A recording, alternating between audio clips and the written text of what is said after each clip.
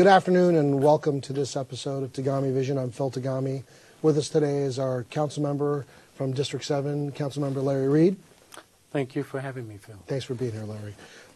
We've been working on a series, as you know, dealing with some issues that face Oakland. One of the issues that we've been addressing is crime in Oakland, which is not a new issue for Oakland. One of the things we want to talk about today is Measure R and Measure Y. Measure Y was approved by the voters. Measure R wasn't. Measure Y incorporated programs for diversion as well as more officers for suppression. And that's been a debate. As we look online and the internet and engage people in discussion, there seems to be two camps, one all about more officers and suppression, and another camp that's really focused on diversion. Help us, as a part of that dialogue, with what a city should be doing and what Oakland is doing.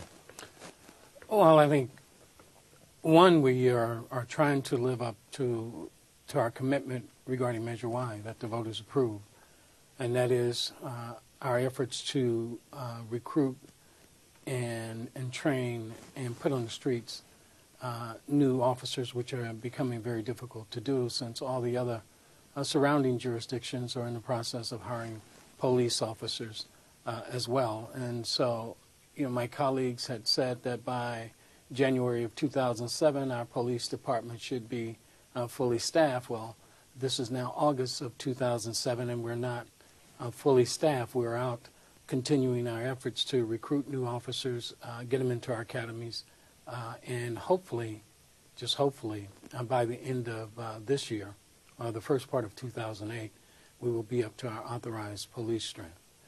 In addition to that, as you just indicated, the issue is around developing new programs that is targeted for those who have been incarcerated and want a second chance on life.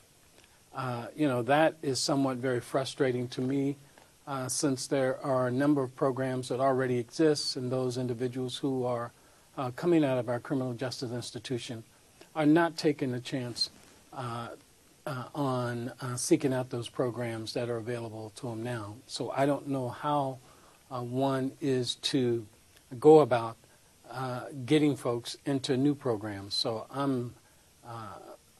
my pastor always say I'm not a very optimistic person when it comes to that, and rightly so. Again, there are programs that's in place that people have not taken advantage of, and there are new programs that are being put online. I don't know how you're going to get those individuals to take an opportunity at those programs. Looking at the volume, we had the opportunity on one of our other shows to talk with Tom Orloff, who's the DA, and I think the figure that we were using was somewhere in the neighborhood of 3,000 parolees a year are coming out of the system and coming back to Oakland. Yes. And then if we look at our county jail facilities with a population of approximately 4,000, probably 15% or so are parole violators.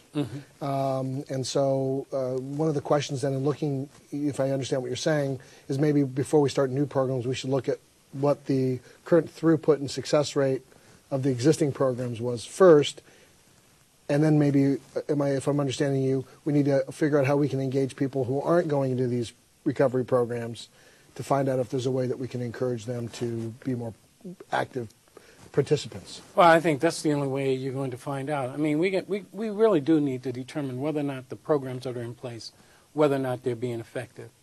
If not, then why create new programs? Yes, there are a number of individuals who are coming out of the criminal justice institution that want to change their lives and take and have that second chance that's been presented to them to improve the quality of their life. Certainly, there are a few people who are doing that. The Man of Valor program that's operated by my church, Acts Full Gospel, the program that Dr. J. Alfred Smith is doing out at Allen Temple, and there are a number of other programs around, but certainly that is not capturing a high percentage of those folks who are coming out of the criminal justice institution. A person has to want to make a change in their life and want to contribute to this society that they're a part of.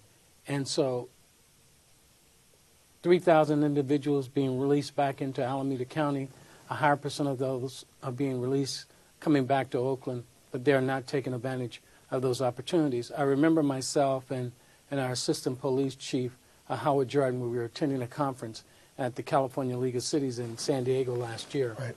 And the head of the state correction was there because municipalities around the state are very frustrated about releasing individuals back into their communities, and they've not gotten the kind of job training skills while they've been incarcerated to come out and to make adjustments and to become good citizens.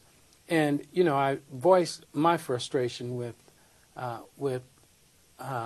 to the head of the state correctional institution of why they're releasing all these individuals, particularly back into Oakland. And one of the reasons that he said is because we have all of these low-cost motels in my district, Councilmember Nadel's district, Councilmember Brooks' district, that they release them back into those areas knowing fully well that these folks don't have any place to go. Their families have written them off.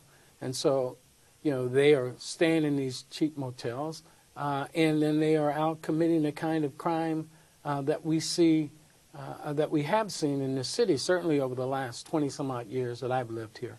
And that is very frustrating because if you look at the statistics, most of the folks who are committing a violent crime on our streets and in our neighborhoods are people who are coming out of the criminal justice institution and who are not taking advantage of those social service programs that are in place to help improve the quality of their life and stop making our neighborhoods unsafe communities for people to live and to raise their families. And that's very frustrating to me.